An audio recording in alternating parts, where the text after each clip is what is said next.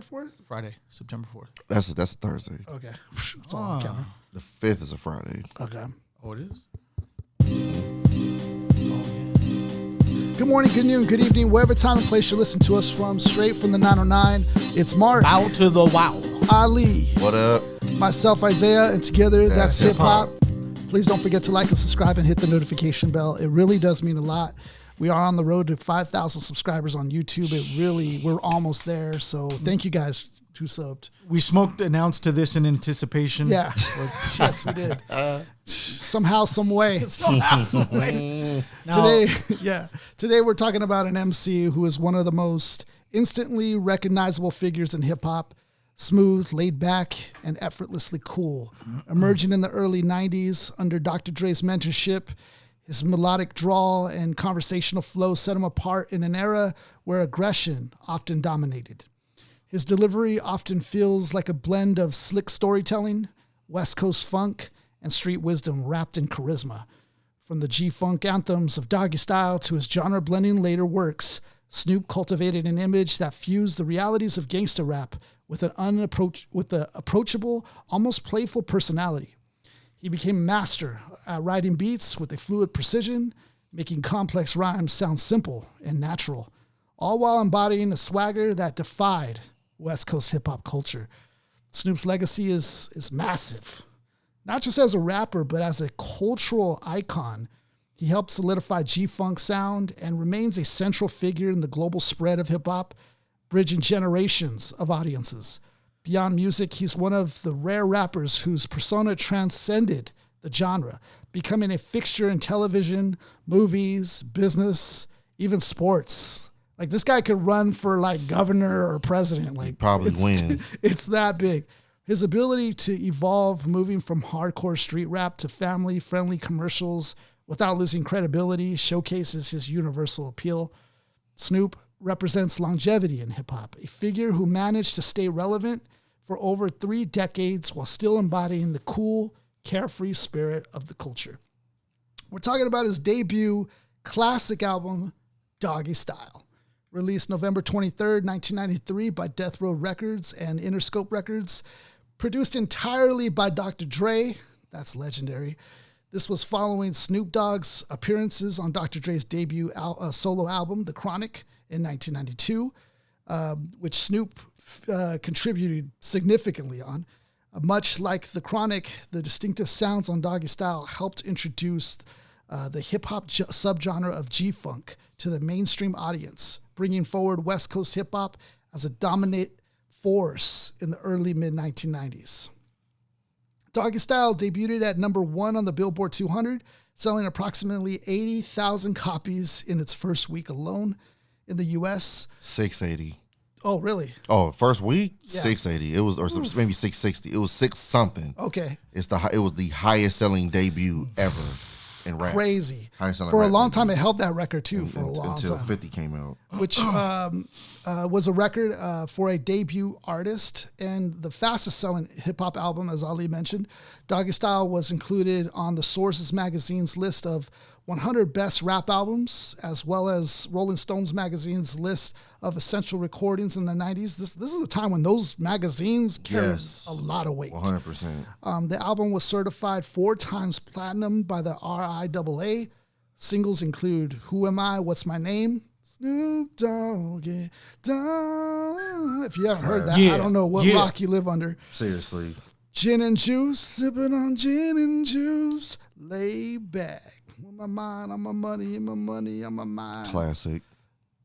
And Doggy Dog Worlds, another dope track That's as well. a sleeper. It is a sleeper. The length on this album was 54 minutes and 44 seconds. This album is one of those albums I've been longing to cover, man. This one's one of those staple albums that, like, just, it was more than a classic. Like, it changed. It was a game changer. And it was also cool because, like, you had the anticipation build up, and man, Snoop knocked it out of the park. What? Like, nobody's business in the early 90s to do like what, like, basically 50 Cent did later. Like, he did it earlier in the night. That's crazy. to me. What was it like when you guys first heard Snoop Dogg? Can you guys recall that? Like when you guys first heard it? For me, I can vividly remember being like maybe 5 or 6, and the first time I remember was seeing the "Who Am I? What's My Name" video. Yeah. That video used to get a lot of rotation, Yeah. and in times I just remember just being. You gotta think I'm 5 or 6, so Young seeing cat. Snoop, who obviously I don't know what I'm watching. I just know I'm watching this video, but to see a guy turn into a dog. Yeah. That's a mind fuck for you when Yeah. you like 5 years old to see that. Like he almost started to look like a dog to me after seeing that because I'm 5 or 6 just looking like, what am I looking at? This dude is running around, he's doing his thing, and then in the end he turns into a dog. It's just like, He's a whole ass dog. what is this? Full animorph. That's the first just recollection that I have as a child. But as far as really coming of age and really understanding who Snoop was, I would say around maybe like late 90s when he signed to No Limit. That was when, like, now I'm starting to be a little older. At this point, I'm like 9, 10. So now I'm kind of like, okay, I kind of know what's going on a little bit. He signs to No Limit. He leaves Death Row. And then he comes back with his third album, No Limit Top Dog, which in my opinion is to me, his second best album after Doggystyle. And that you just really see Snoop as this cultural figure. And even if you go back and watch old, sketch comedy shows or old sitcoms, like Snoop, and at this time, Snoop Doggy Dogg, that was his name. Yeah. Yep. Like, that was a name that was just synonymous with pop culture.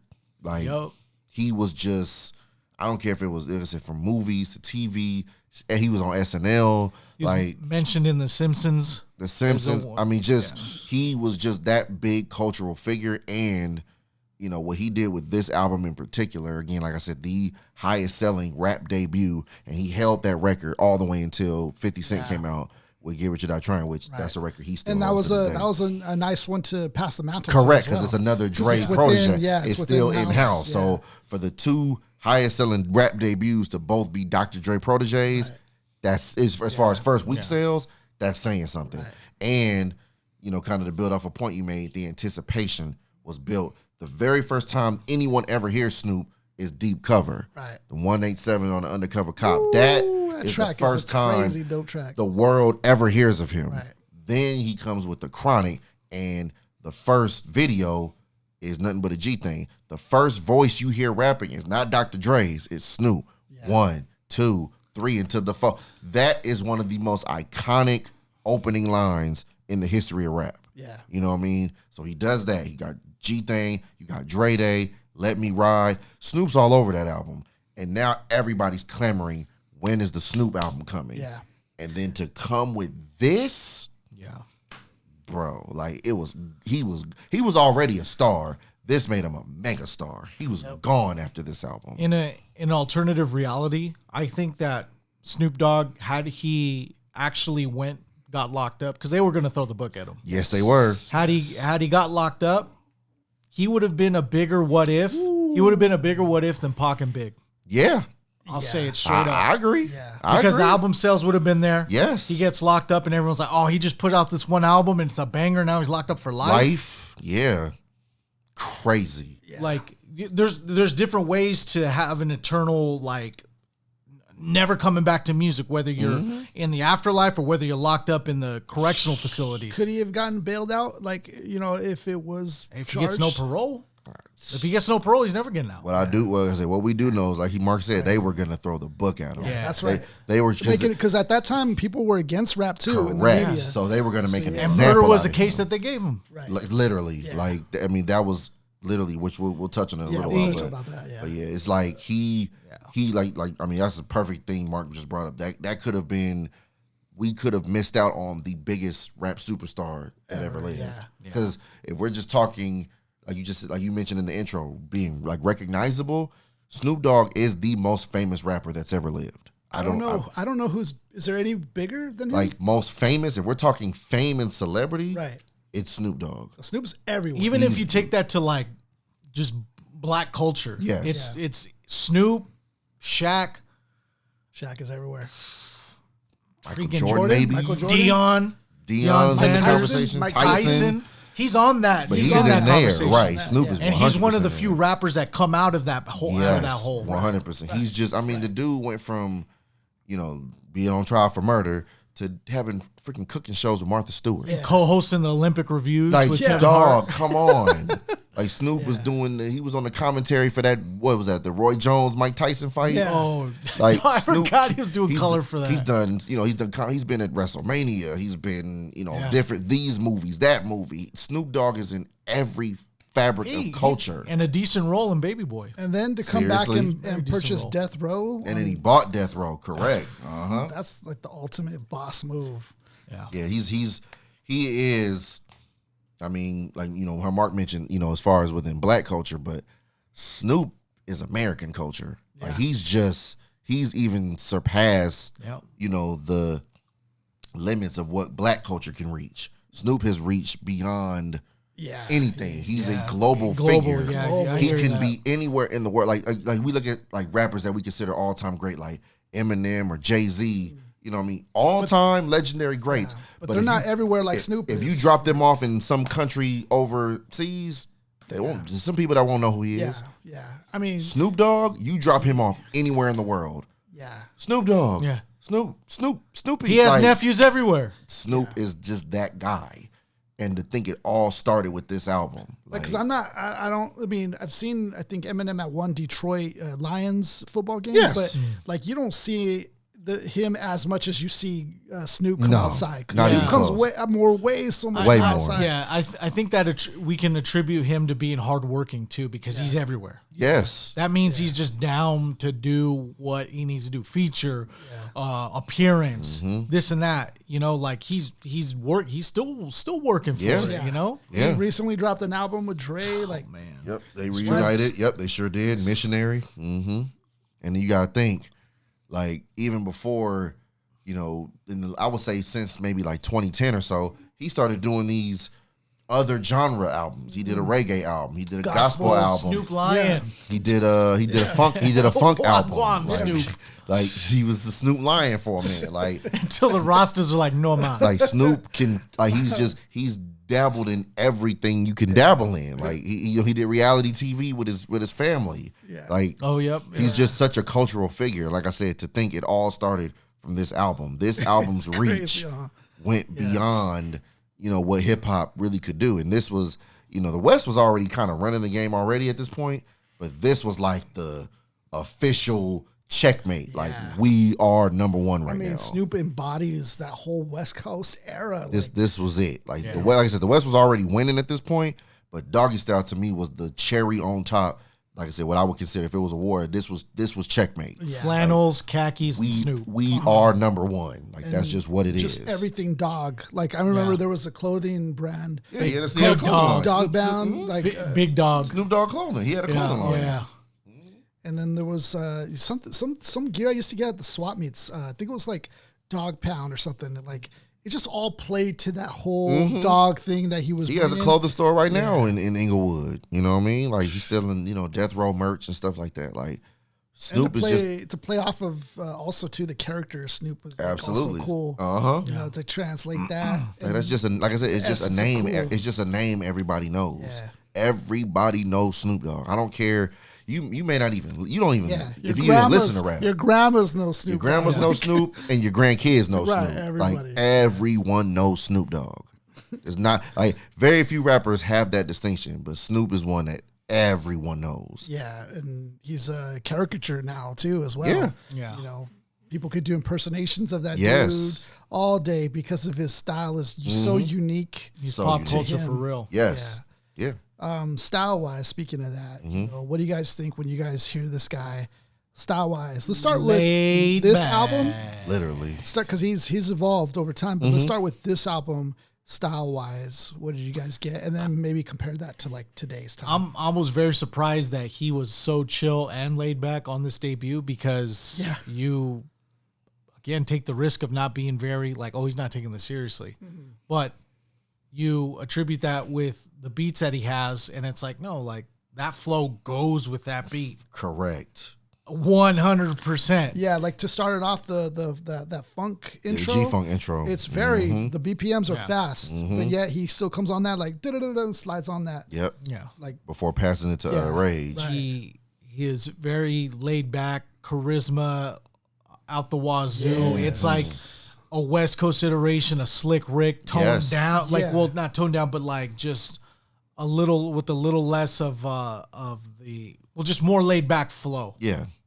Yeah. I mean, he even pays homage to Slick Rick with a version of Lottie Dottie on the album. You know what I mean? So, like, not only is he, laid back and smooth, he's a student of the game, too. Student of the game. You know what I mean? On this album, he has a version of Lottie Dottie. On the No Limit Top Dog album that I mentioned, he has a version of the Cinderfella song that Dayton Dane did. Yeah. He does his own version, Snoopafella. Like, Snoop, as a MC, is as smooth as it gets. But the dude, it almost sounds like, I remember, I think it might have been his last episode on Drink Champs with Irv Gotti. It might have been his last appearance on there, but one of his appearances on there, but it might have been his last one. But Irv Gotti was like, somehow Snoop came up and he was like, when you listen to Doggystyle, I can almost guarantee you Snoop probably freestyled 70% of that album. He's like, I can almost guarantee he probably 70% of the album's off the top. Yeah. Because that's how raw and how dope he was It was just smooth and raw. And then when you listen to his freestyles, they almost sound like his songs. Right. Because it's just so witty, it's smooth, it's slick. He throws in his own, slang, but at the same time, it's still flow, it's still raw. He's still an MC that you don't really want to go at as far as, on a battle tip. Like, he can do that too. He wasn't looking for it, but he was Dre's mouthpiece in that arena. And there's some early tapes of him too, like on this neighborhood, like there's some early tapes of him rhyming. Yes. Just like how there's a Biggie, there's some of Snoop too. Yep. Like And if Snoop. you look out there on YouTube, it's out there. Yeah, with Snoop, he was always like, he said, when he used to, he's like, I used to tear everybody up in freestyle battles, this, that, and the third. And then one day I seen Corrupt, and I'm just like, whoa. He said, hey, this guy actually, he said, for the first time in my life, I was like, damn, that's crazy. This is somebody that might be better than me, because this dude was tearing people up too.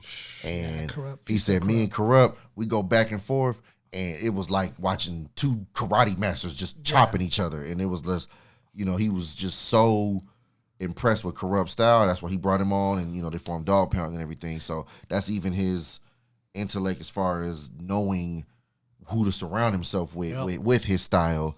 You see the Dog Pound and anything Snoop related early on. You know what I mean? Corrupt's on this album, I think 3 times. I think Daz is on it twice. Like, Snoop, he just embodies West Coast chill, but while he's laid back, the dude is spitting. Like, it's not.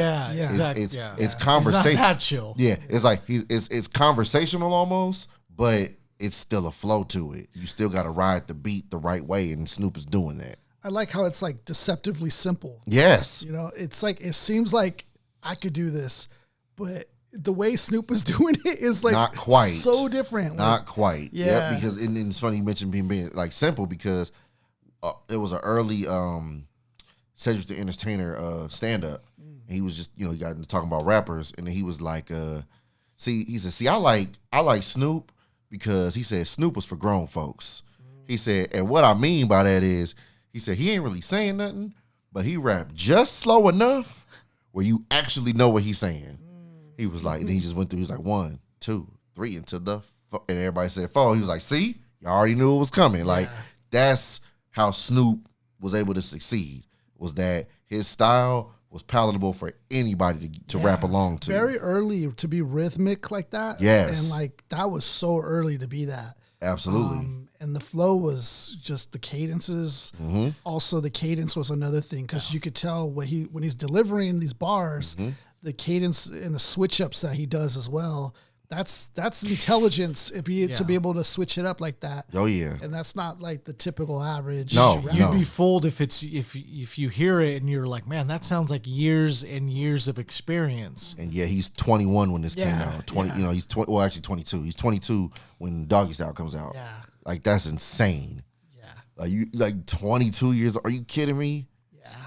The voice was cut to tape. Voice, like he just like and follow me. Like that was also crazy. He just again he knew exactly who he was as an MC from day one. Like some MCs have to find their voice or find themselves. Yeah. Some of them it takes 2, maybe 3 albums.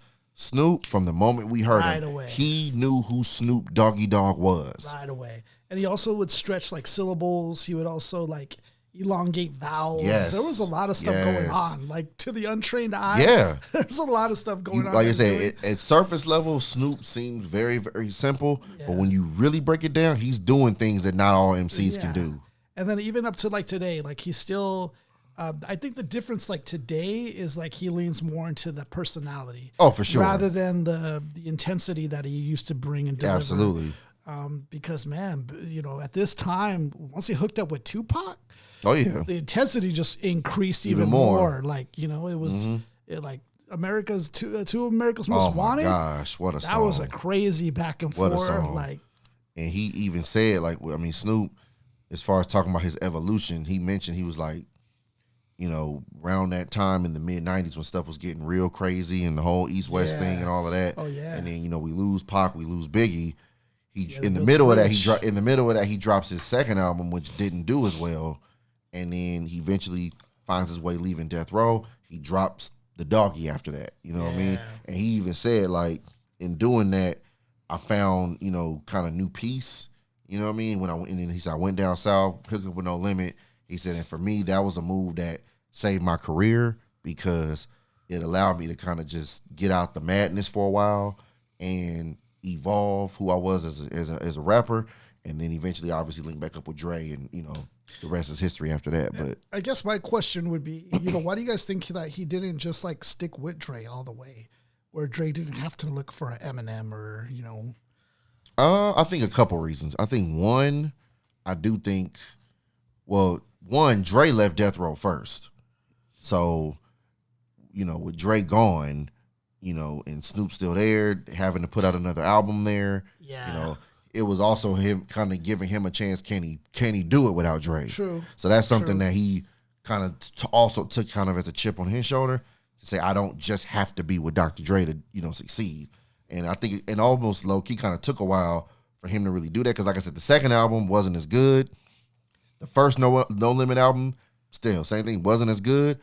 The second No Limit album, he hooks back up with Dre. It's a classic. You know what I mean? But what he does do later, when he hooks up with Pharrell, Pharrell is what changed the game for him. Restarted him. He said Pharrell brought the happiness in my music.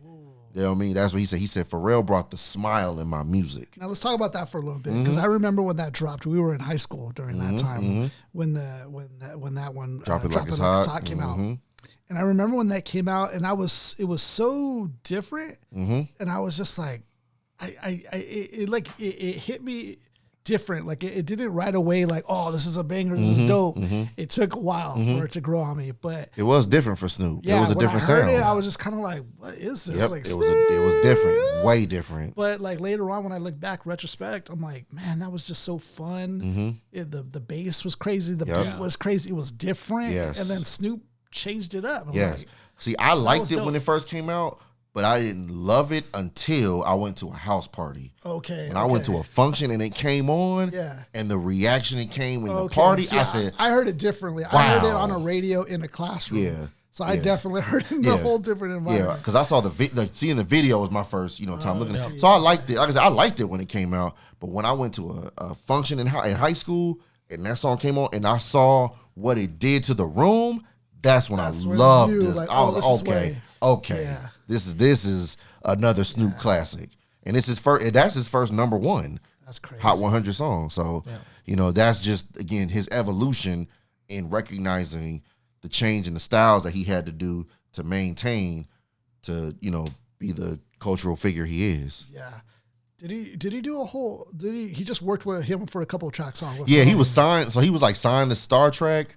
And Pharrell did like, half the album, but he never did like an entire Pharrell album. Like that, he never did that. But he, I remember there was a couple more tracks. Oh, for sure. Like the one with Beautiful. That was the first relaxation one. This is something relaxation. He had the sexual seduction. Yeah, sexual seduction. He had the joint with Justin Timberlake. Yeah, Signs. that's right. Oh man, that was a Forgot banger. about that one. That one was a banger. Like so, yeah. Snoop, he's a chameleon in styles. Yeah. He can fit with anything. Yeah. And Snoop for a while was the go-to West Coast artist for anyone not from Cali. Like if you wanted to get some West Coast flavor for your album, you just got Snoop. Whether it was Scarface, whether it was Jay-Z, whoever. Like anywhere else, you called Snoop. Like, it didn't matter if you was wherever you were from, Texas, Chicago, Atlanta. Like Lil Jon did joints with Snoop. Yeah. Like he was your gateway to the West Coast because as far as industry-wise, you got to make it in New York and L.A. So so much of the industry is out here. You need that reach. So to get that reach, even when the South is running the rap game, when they want to reach California, they hit Snoop or either Too Short or Snoop, but mostly Snoop. Or anything to do with pimping, because I remember 50 Cent had him on the remix for the PIMP. Yep, yeah. he brought that to the game. Yep, he brought, and again, like dudes was doing that before Snoop. Yeah, Too Short. Too Short. You know what I mean? Yeah. But Snoop again, he made it bigger. Yeah, Snoop was the one that made it commercial, mainstream.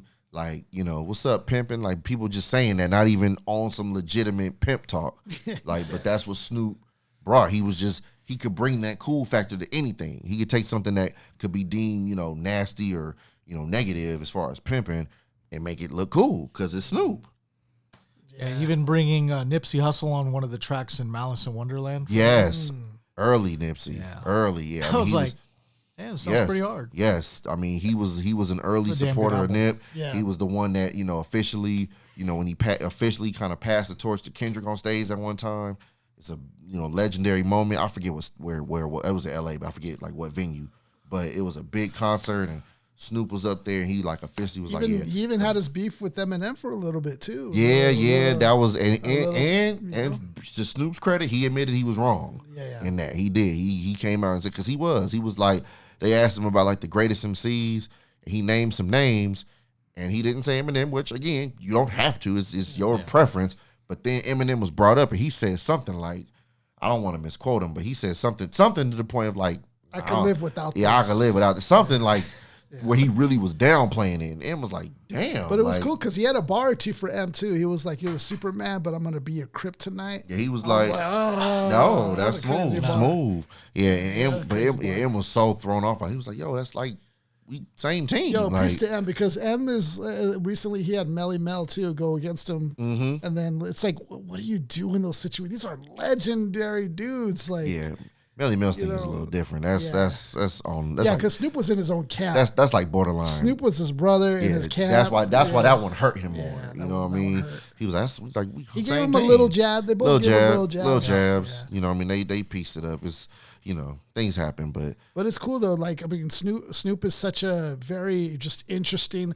It's like that commercial, the most interesting man in the world. Like Snoop is one of those guys for sure. Like just all the ventures that this dude has been through now. Like, dude what a crazy life. Like Mark mentioned, he was doing freaking recaps of the Olympics. Yeah, that's like this is another not level. The Super Bowl equestrian highlights with Snoop and Kevin Hart. This is not regular expert analysis. The Super Bowl too. That was a big deal. Yeah, the Super Bowl absolutely. That was huge. Yeah. I mean, Snoop.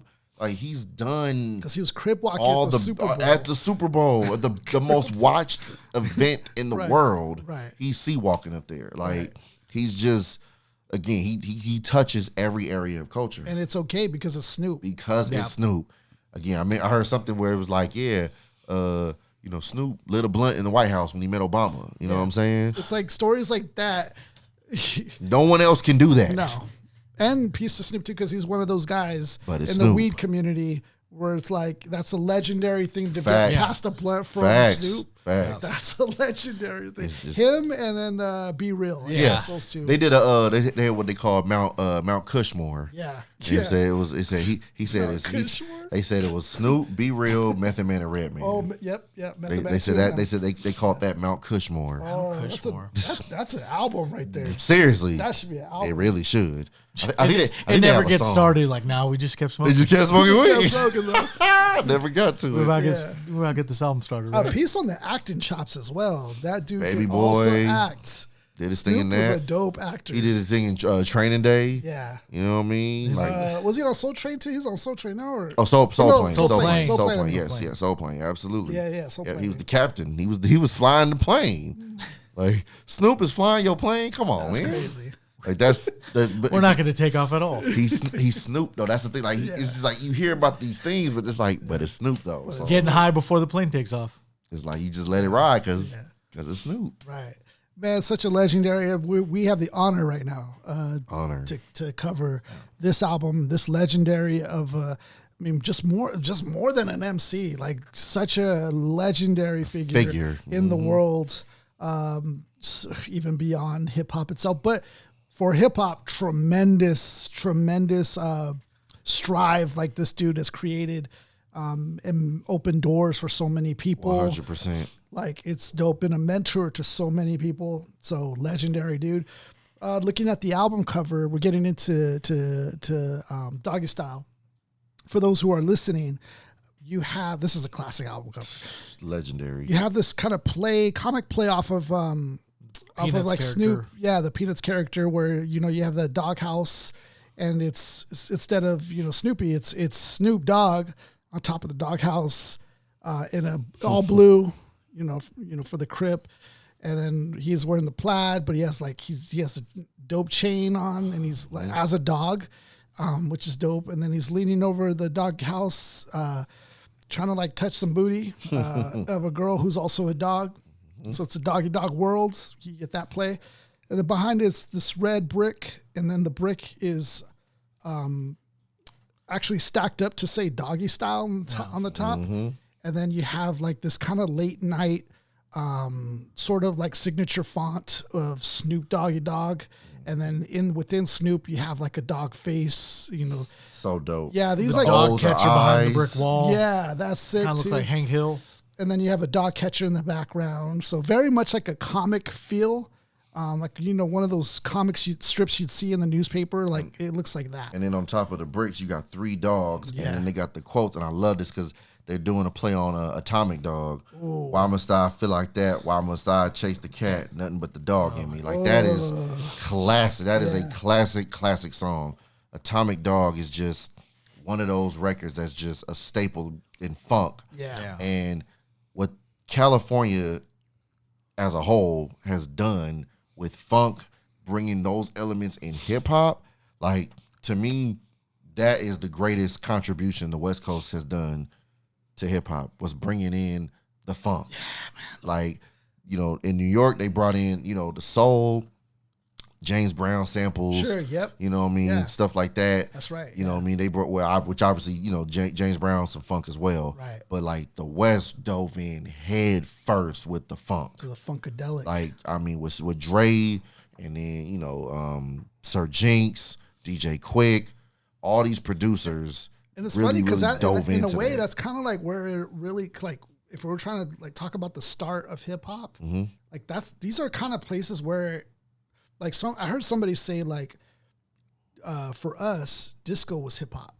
Like, you know what I mean? Like, it's so early, and like you hear elements of what hip hop is today, like, early. Yeah. And I think that's so dope too. Is like, here comes Snoop, who has all this in his like ear, all this funk, all this like, all these tracks that he's able to sample and implement in a new way. Yeah. It's ill. It's legendary. Yeah, it's ill. I mean, we're gonna get into some. And then he has George Clinton. On the album, on the album intro. Too. That's a good, like, just you know, what they call it, just like a dap of some sort. From one dog to another. Yeah. Yeah. Seriously. Yeah.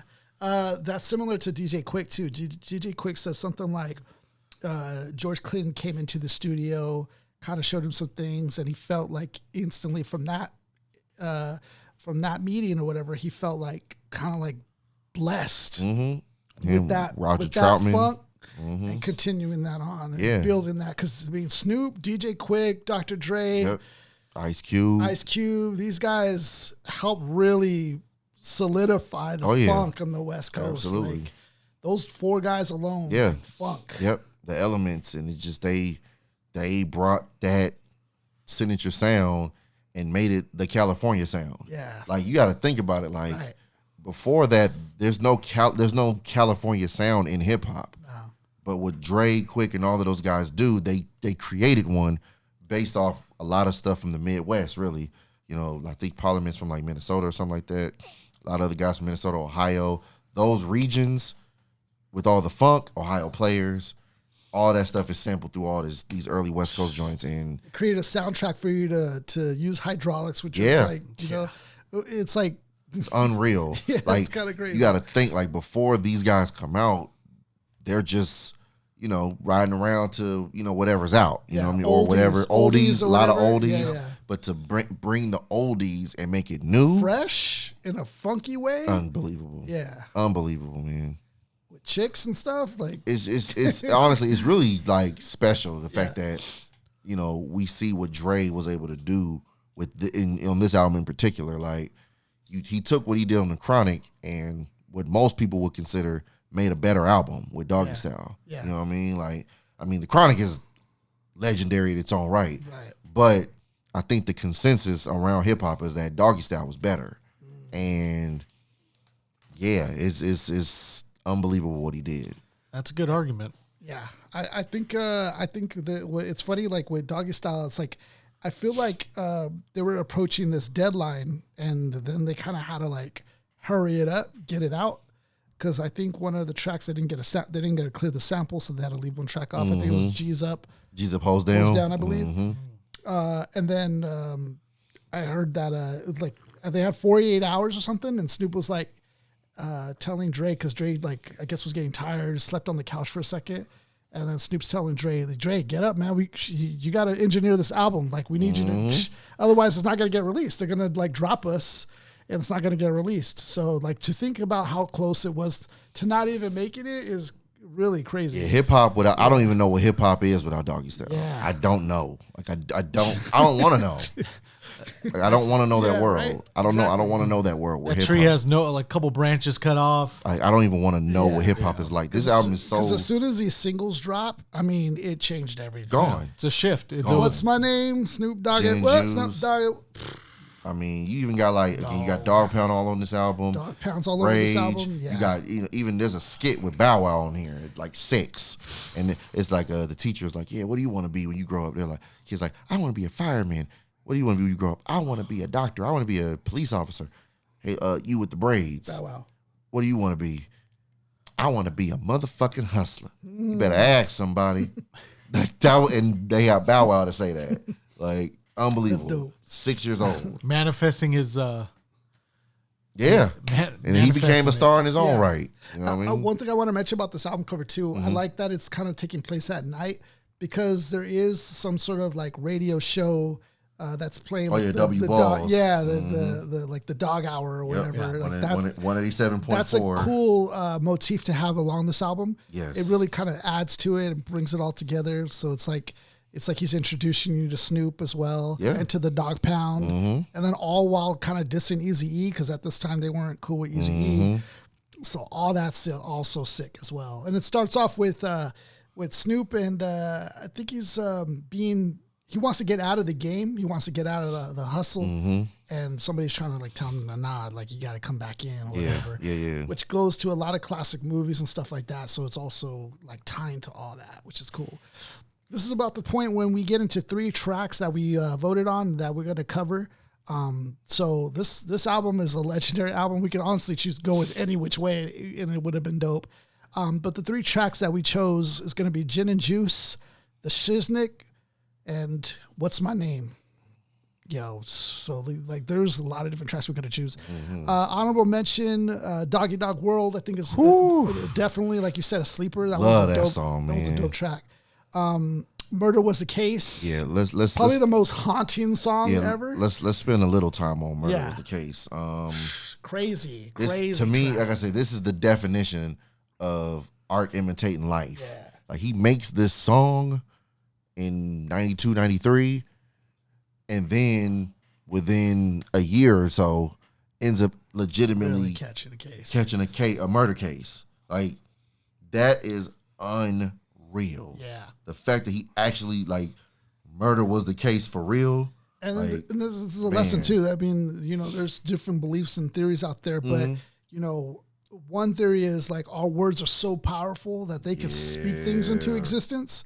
So like he was mentioning when he was talking about that, he's like, think about it. Like think about Biggie and Tupac. Like they were talking about a lot of death. Yeah. Yes. Resurrection. Yeah. Ready to die. Mm-hmm. Yeah. Like it's crazy that Snoop recognizes that.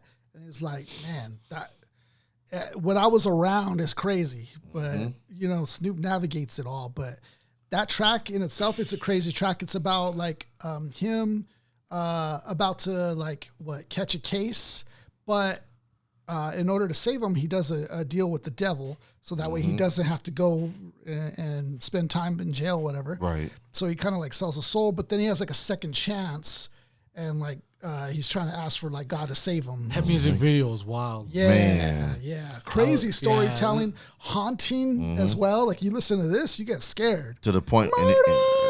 Then this even gets its own soundtrack. Yeah. Murder Was the Case got a soundtrack. Yeah. You know what I mean? And then I think on the soundtrack, it's a slightly different version of the song.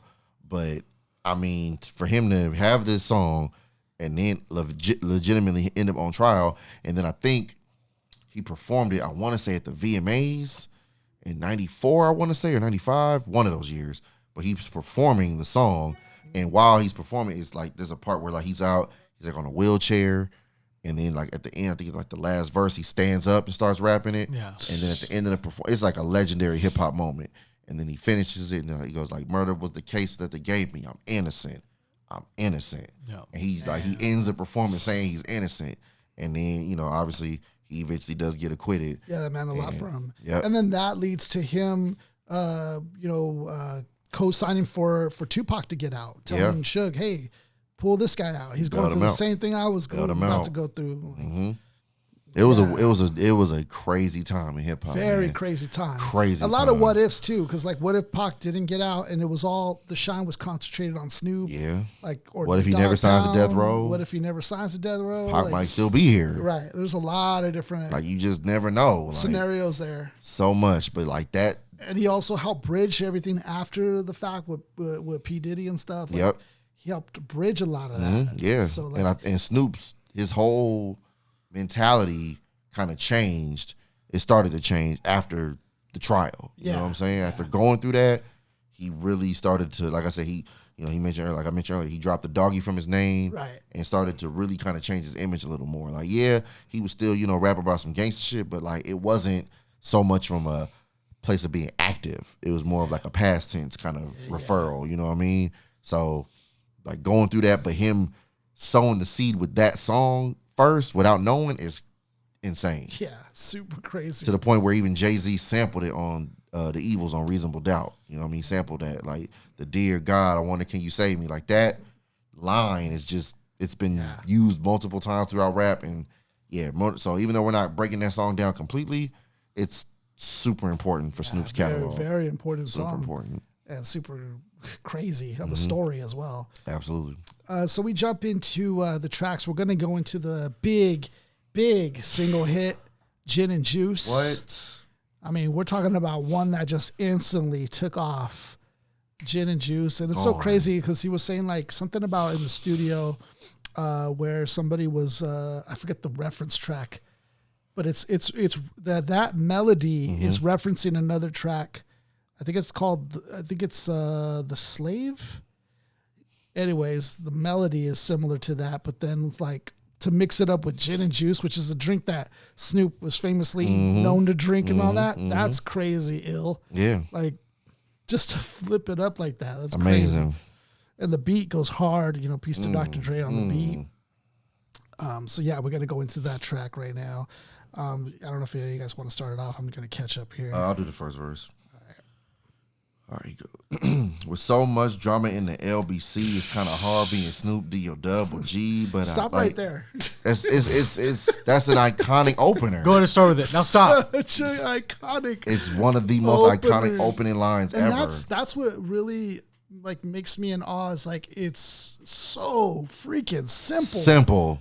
Like, but if you were to write that, or I were to write that and deliver that, it's not the same. It's how he says it. It's more. It's less crazy. about what he's saying. It's more about how he says it. And he comes up with the answer after that. He's like, "But I somehow, some way, keep coming up with funky ass shit like every single day." So that's literally how he gives you the answer. He gives you the answer to it. You know what I mean? He lets you know. Some way. It's hard. Somehow. It's hard being Snoop, but this is how I deal with that. Somehow, shit. some way. It's how I deal with and that. And that's drama. what I mean too. That flow switch up. That somehow, some way. Like, Yep. So he goes, but I somehow, some way keep coming up with funky ass shit like every single day. May I kick a little something for the G's and make a few ends as I breeze through 2 in the morning and the party still jumping because my mama ain't home. see what's going on here? Like he's rapping, but he's like singing, playing with the cadence. Yes. It's Crazy. like I said, with Snoop, it's more about cadence, flow, and delivery. It's less about the actual lyrics, but how he's saying them. That's what made Snoop special. It was how he said it. It wasn't what he said. It was how he said it. As I breeze through 2 in the morning and the party still jumping because my mama ain't home. I got bitches in the living room getting it on and they ain't leaving till 6 in the morning. 6 in the morning. So what you want to do? Shit, I got a pocket full of rubbers and my homeboys do too. So turn out the lights and close the doors. But for what? We don't love them hoes, yeah.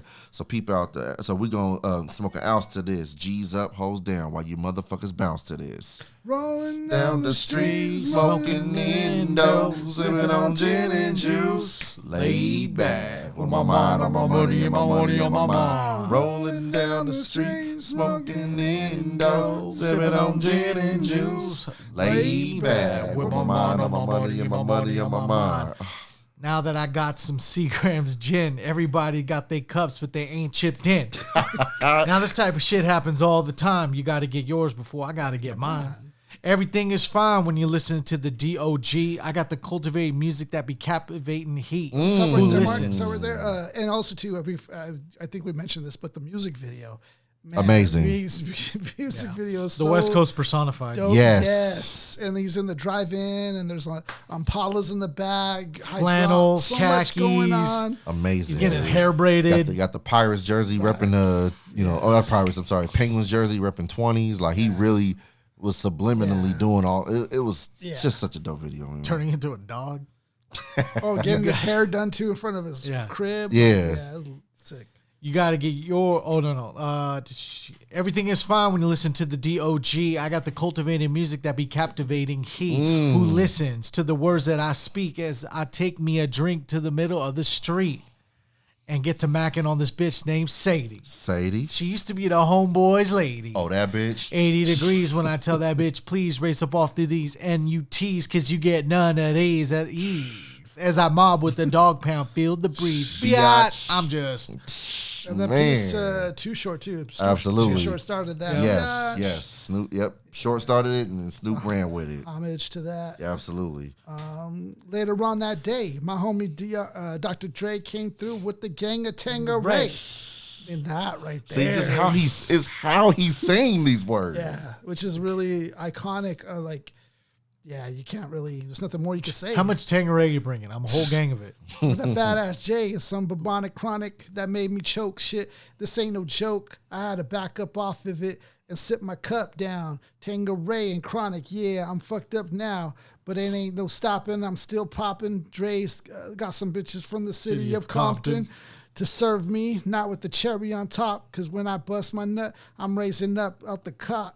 I love the fact that they always give praise to Compton too, even though he's from Long Beach. He's still giving what's up to Compton. Compton and Long Beach together. Now you know you in trouble. Like they stayed doing that. They stayed doing that. Best of neighbors. To serve me, not with the cherry on top, because now I bust a nut. I'm raising up out the cot. Don't get upset, girl. That's just how it goes. I don't love you hoes. I'm out the door, and I'll be rolling down the street, smoking indoors, living on gin and juice, lay back with my mind on my money and my money on my mind. First of all, that is not the way you should be driving. No. Laying back on some gin and juice. Never. Don't do that. Don't do that. Do not do that. Definitely not. No. But like, see, just like I said, it's the way he says I don't love you hoes. I'm about to like, I don't, you know what I mean? But for what? We don't love them hoes. Right. Like he just, the way he says it, he could have just said, I don't love you hoes. Right. It don't hit the same. I don't love you hoes. It's the way is how he says it. Yeah. Snoop, man. Snoop. I mean, I think about how like Eminem kind of tried to do his style on that track, the remix track. Yeah, Bitch Please Too. Bitch Please Too. Oh my gosh, he did. That was so dope. And yeah, even though he like kind of did like homage to Snoop, you still can't imitate. Oh no, it's still it's Snoop. Snoop is gonna only be the one to pull that off. Only Snoop could do it. But I love how M tried that on there. It was dope. It was really dope. I liked it. So that was dope. So we move on to the second track of our list, which is gonna be the Shiznick. Man. This is my personal favorite Snoop song. That's pretty sick. You know why? Because like this is my all-time favorite Snoop song. The story behind this one is crazy. I'll let you tell the story on this one, Ali. But the story behind this track I hear is crazy. I don't know about. Oh, I don't know. Oh, the story. Okay. I don't know the story. Snoop admits that he for sure freestyled this. Oh yeah, it sounds like it. Yeah. I can definitely. Agree with that, which is crazy because it sounds like it. Yeah, you know, and I always thought like the first to do that was like Juice or something, Juice WRLD, or you know, guys to first do it. But I didn't know Snoop did this a long time ago. I can believe it. This song 100%. I would say this, and then G's and Hustlers, which is one of the last songs. Yeah, those two songs sound like Snoop is in there just freestyling. Yeah, he said that both of those tracks. Yes, for sure. And that sounds because they sound like he's just in there just off the top going. And peace to Dre to making this actually a hit, like a song. This is a freestyle. Yeah. He made it into a song. Mm-hmm. This is my favorite Snoop song. It's a very memorable beat as well. Yes, so that's classic. What's also crazy. This beat is so hard. Right, yeah, I'm gonna do a verse 2. Okay, that's my favorite. Poppin', stoppin', hoppin' like a rabbit when I take the Nina Ross, you know I got to have it. I lay back in the cut, retain myself, think about the shit, and I think, well, how makes my grip, and how should I make a straight slip. Set trip, gotta get him for his grip. As I dip around the corner, now I'm on another mission, wishing upon a star. Snoop Dogg with the caviar in the back of the limo. No demo, this the real. Breaking down like Evander Holyfield. Chill to the next episode. That was another thing too. That next episode they kept was that supposed going. to be a track. Yes, on this album. Yep. But like I was saying, they had to hit this deadline. Yep. They didn't get time to really do that. Mm-hmm. I make money and I really don't love hoes. Tell you the truth, I swoop in the coop. I used to sell loop.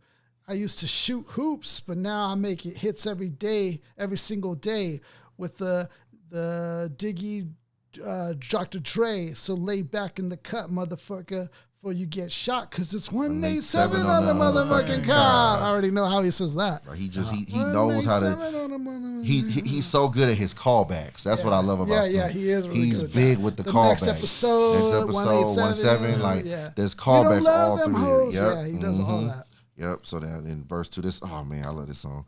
He goes, boy, it's getting hot. Yes, indeed it is. Snoop Dogg is on the mic and about as crazy as biz. Marquee, Spark the Chronic Bud real quick and let me get into some fly gangster shit. Yeah, I lay back, stay back in the cut. Just try to play the DOG like a mutt. I got a little message. Don't try to see Snoop. I finna fuck a bitch. What's her name? Miss Luke. 1 second right there. And I like that new track that came out. I forgot who's by. Oh, forgive me for this. But that track that goes, I'm a dog, not a mutt. Oh, yeah. The Leon Thomas joint. Yeah. Hard. Ill. But it just makes me think of that when he said that line. Oh, yeah, with a mutt, yeah. Just try to play the DOG like a mutt. I got a little message. Don't try to see Snoop. I'm finna fuck a bitch. What's her name? Miss Luke. You try to see me on the TV. Use a BG, D or double G. Yes, I'm an OG. You can't see my homie Dr. Dre. So what the fuck like you got to say? One other thing about Snoop, he's very good at breaking words down to their like actual G-I-E. Oh, yes. D-O-double-G the spelling. With it. Yes. Yeah, he's really good at that. See, people give Fabulous the crown for the spelling. Yeah. You know, Biggie was great at it, but Snoop might have been like the originator of he's super with the spelling. Like he was big with that. He almost has 2 decades on Fabulous for that. Like seriously. I think it's a decade and a half. Like seriously, at least 10 years for sure. Yeah, that's yep. crazy. He said, you try to see me on the TV, use a BG, D or double G. Yes, I'm an OG. You can't see my homie Dr. Dre. So what the fuck, like you got to say, got to take a trip to the MIA and serve your ass with the motherfucking AK. You can't see the D or double G because that be me. I'm serving them, swerving in the coupe. The Lexus, flexes from Long Beach to Texas. Sexist hoes, they want to get with this because Snoop Dogg get the shit. Biatch. Like, man, like I love that verse and how he just, the flow, and then he throws a shot. All a freestyle. Freestyling. He throws a shot at Luke. Luke and them was beefing at the time. Uncle Luke, from 2 Live Crew, they were beefing at the time, and so he threw a shot at him here. Like Snoop was he was on one, man. He was on one for sure on this. He was on one. Dre was just like, yo, just keep going, man. Do your thing. I'm somewhat brain boggled, so I look to the microphone and slowly start to wobble. Grab it, habit, stick to the plug. It's Snoop Doggy. I got a fat dub, sack of the chronic in my back pocket low. Need myself a lighter so I could take a smoke. I toke every day, I loke every day with the POUND and my Dr. Dre lay back in the cut like I told your ass. Give me the microphone and let me hit you with the blast. I got a little cousin by the name of Daz. Woo, and bitches who fuck who give me the ass because they know about the shit that we be going through and they know about the shit that I be putting up and they be knowing about the shit I do when I'm on the mic because Snoop is Trump tight like a virgin. The surgeon is Dr. Drizzy, so Lizzie, the Plizzy, the D.O. double glizzy, the human being singing. When he starts making his own vocabulary. Yeah. Like he's taking a page off of like, well, I don't know if he is, but I'm thinking of like E40. DOS Effects. DOS Effects with the Iggity, yep. He's doing his own like own little version. Change it like that. And then also too with the Izzle, all that. Yeah, we didn't even talk about that as like his own character sound. Yes. Yeah, I don't know where that derived from, but when I think about that, I think about Snoop. Oh yeah, yes. Like I said, Snoop popularized it for sure. Yeah. But yeah, E40 started that. Yeah, okay. And, E40's, man, that vernacular is he's his own dictionary. Yeah, that slang is crazy. The fly human being seeing. No, I'm not European. Being all I can when I put the motherfucking mic in my hand and you don't understand what I'm kicking because Snoop is on the mic and I gets wicked. Follow me. Listen to me because I do you like you want to be done. Snoop Doggy Dogg on this 3, 2, 1. Dumb diddy dumb. Here I come with the gat and guitar will strum. Now that's cool that he actually brings that key point of how the guitar sound is the guitar strum. Not the lunatic who you thought I was when I caught you slipping. I'm going to catch you till I peel your cap. Snap back, relax. Y'all bet not be slipping with them D's on that 83 Cadillac. So we going to smoke an ounce to this. G's up, hoes down while you motherfuckers bounce to this. See, callback. Another callback to Gin and Juice. Right. Like, I love how he does that. But, like, he gets, in this verse, he has a part where he just starts going, where he just, like, he goes, what do you say? I'm gonna find it. Where is it? Oh, he's like, I be knowing about the shit I do when I'm on the mic. And Snoop Dogg is Trump tight like a virgin. The surgeon is Dr. Drizzy. So Lizzie and Plizzy, the D.O. double Jizzy, the fly human being seeing. No, I'm not European. Being all I can't. Like he's just going. That's crazy. He's just going at this point. Like he was going. So yeah, classic. Another classic honorable mention. I forgot to mention this one. Ain't no fun if they almost can't. Oh, that's a house party function. Oh yeah, classic. Yeah. Like with Nate Dogg. Oh my gosh, Corrupt on there. Warren G. Like that is you throw that on in a function. That's a G funk in California. It's up. Crazy. It's up. Bop. Mm-hmm. Yeah, that's a dope one. Then Doggy Dog World's another honorable mention. Man, I love that song. Yeah. But then we move on to the third track, which is going to be the actual first single that came out from this album, which is What's My Name. Mm-hmm. One of the best introduction songs, too, I might add. And I really think that is a Dr. Dre special. Yeah. I actually did some homework on it and realized that is a special that he does. Yeah. You gave Snoop, Who Am I, What's My Name? You gave Eminem, My Name Is. Yeah. You had X with Exhibit. Yeah. Like, he's really big on the introduction records. I really didn't, it took me a while I said, man, this is really. Even stress the importance of that, honestly, too. Like, this is a Dr. Dre specialty. Like, it literally just hit me months ago. I was like, that is a Dr. Dre specialty, is the introduction record. Yeah. Between Snoop, Eminem, and Exhibit, they all three have classic introduction records. Yeah. I'm only surprised that 50 didn't really have that. He didn't really have that, right? A big, like, I'm 50 Cent or what's my name or some shit. But like it might have been just because of where the beat drove him with the in the club. Yeah, in the club. Yeah. It just might have been where that just took them. Because even like what my name is, that wasn't something they planned out. Dr. Dre said literally when the first time I was in the studio, Eminem, I put that beat on and he just started saying, "Hi, my name is what?" Right. My name, like that's the first thing he said. And that was it. He's like, "Oh, But it turned out that happened to kind of follow suit. Right. With what he's done. Yep. The introduction tracks. Yep. Yeah. And this one's a big one. Like, what? You really can't write something like this. You can't even recite the lyrics. Like, No, that's how impactful it is. that's how impactful it is. Thank you guys. Catch on another one. This guy. Yeah, classic one. And then the bass line, the funk, the video. everything you hear in this. This the one where he turned into a dog. This is the video. I was like, you're right. I was like, what am I where he looking at? morphs into the This dog. man just morphed into a dog. From the depths of the sea, back to the block, Snoop Dogg and Dog Funky as the DOC the doc. Went solo on that ass, but it's still the same. Long Beach is the spot where I serve my cane. Follow me, but don't lose your grip. Non-Trezay, you say for me to fuck up some shit, so I ain't holding nothing back. And motherfucker, I got 5 on a 20 sack. It's like that, as a matter of fact. Rat-a-tat-tat. Because I never hesitate to put on his back. Yeah, so peep out the manuscript. You see, it's must we drop gangster shit. What's my motherfucking name? From the depths of the sea. Yeah, right. Depths of the sea. Like his starts to verses are crazy. He is one of the best at the opening line. From the depths of the sea. Back to the block too. Like he knows how to start a song. Sounds like a piece of bite from the depths of the sea. Like Godzilla or something. Like He's like from the depths of the sea. From the depths of the sea. Smoking wooden blunts. From the depths of the sea back to the block. Crazy. From the depths of the sea. How far did you come from? From the depths From of the the depths sea. of the sea. Back from the block. It's bow to the wow, creeping and crawling, Yiggy yes y'allin', Snoop Doggy Dogg in the motherfucking house like every day.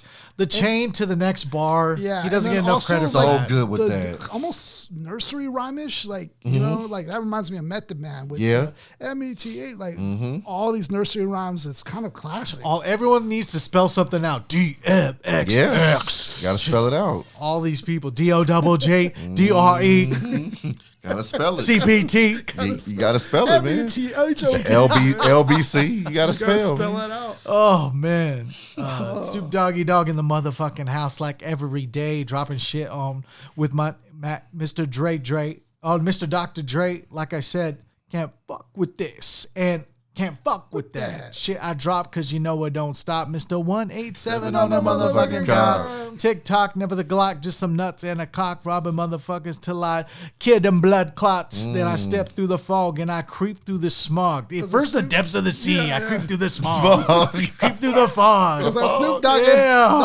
Dogg, He's the straight crypt keeper. I step through the fog and creep through the smog because I'm Snoop Dogg it. Ooh, Dogg it. what? Dog it. Dog. Snoop Dogg it. Dog.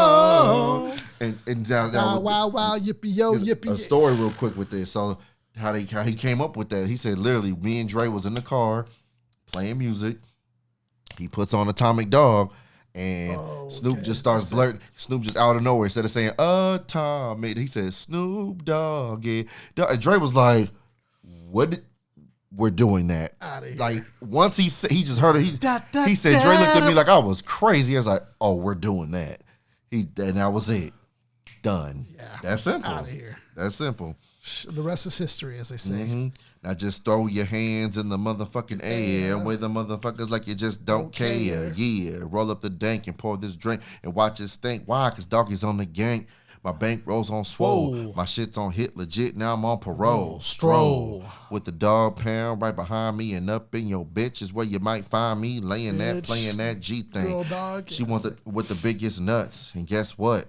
He is I and I am him. Slim with the tilted brim. What's my motherfucking already name? Saying I am him already? That's crazy. Early. That's hey, crazy. Snoop was saying he was him way before y'all little youngins out there. Slim with the tilted brim. What's my motherfucking name? Snoop Classic. Dogg. So dope. So dope. Wow, wow, wow, yippee yo, yippee yay. Classic. They just took all those classic elements from Atomic Dog and just poured it into this iconic introduction. Right. You know what I mean?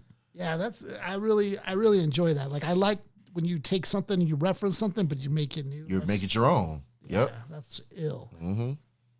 Takeaways from an album like this. You couldn't have a better debut on the West Coast than this. This is it. This is G-Funk personified, West Coast personified, West Side personified, L.A. personified. Yes. Especially at that time. Yes. Domination. Yeah. Yeah. Chronic. He cornered the market. Mm-hmm.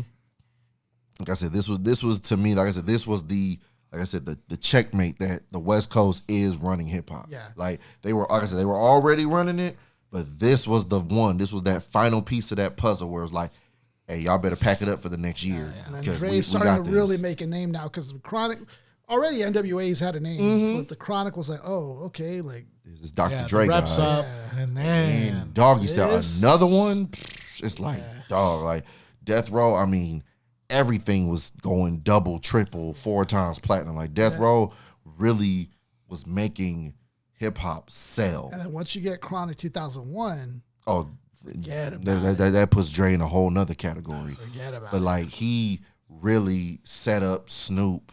Like this was literally like Dre just threw the ball and Snoop just banged that mug home like all the way.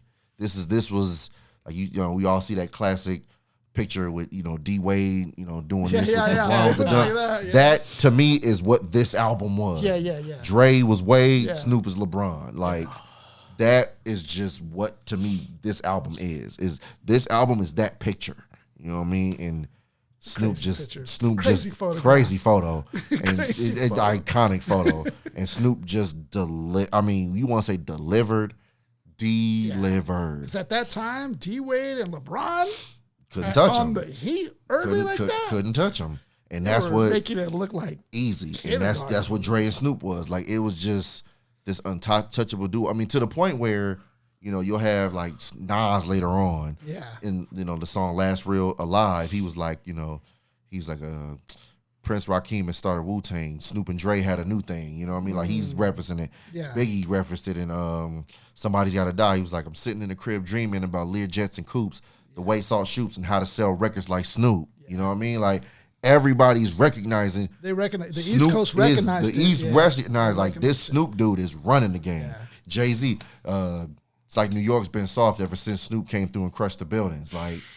Like everybody knew Snoop is the guy right now. Yeah. You know what I mean? Everybody remembers that moment. And for them to even go like straight up in East Coast territory during the Source Awards. Crazy. Like that was almost song I love for Snoop Dogg. We just passed the 30th anniversary of that. That's what I mean? Like that was a moment that just changed hip hop forever. And Snoop is right in the middle of all of that. You know what I mean? Like that's just who he is. Like I said, when you think hip hop legends, he's one of the first names you have to mention. Yeah. He just is culturally, not even just musically, just all forms of culture. It's crazy to really transcend on that level, like starting off here. Mm-hmm. The evolution is really goes crazy. It's all super nice right now, present tense. Well, it all started out with an album called Doggystyle. The first time we hear him, he's talking about 187 on Undercover Cops. The play on all his albums, like the Dogfather and all these different No Limit Top Dog. Yeah, he can name something, whatever. He had that Malice in Wonderland. Yep. Yeah. Whatever. R&G, not R&B, R&G. Missionary from Doggystyle. Missionary, the remake. It's usually the reverse of that, but they started backwards, so they started backwards. Yeah, but Snoop is literally. Snoop is one of these guys that is just like he's an icon. Yeah, icon, legend, like way beyond legend.